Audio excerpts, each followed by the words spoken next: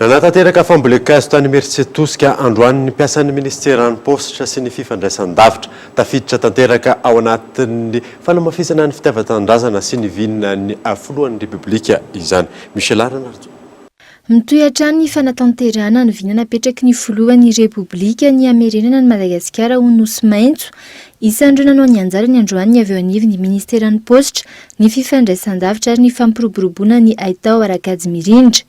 Tena antony zany io vavindan'ny filoham-pirenena ao amin'ilay hoe Madagasikara rakotrana ary io zavatra io dia efa natombony tamin'ny 20 janoary ny taona ity dia androany anjara ministera no manohy izay andraikitra zay ka ny zavatra neke ministera zany dia tonga eto daholo ny ministera ao koa ny postra sy ny arteky ary androany dia nitanterana androany 503 zanakazo nambolena.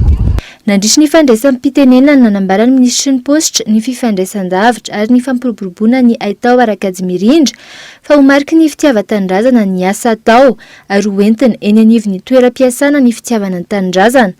Zavatra aingana ary mateza no tanjona raha ny fanazavana arak'izany dia hisy ny fanaraha-maso ho an'ireto azo no volena androany ireto. Rehefa manao zavatra tsika dia manao zavatra aingana araky ny nasena nataotsika fa koa mateza dikan'izay dia zavatra ray tsy amboletsika fotsiny izy androany dia vita fa samiala tsy izay le izy efa mifanarahana fa isam-bolana misy direction zany tonga manolokolo tonga lizy ateza mba ho rakitrala ohatran'ny vina Madagasikara. Ratsihivina Madagasikara rakotrala izay no loha hevitra napetraky ny fitondram-panjakana ho amin'ny taopambolena 2024 2025.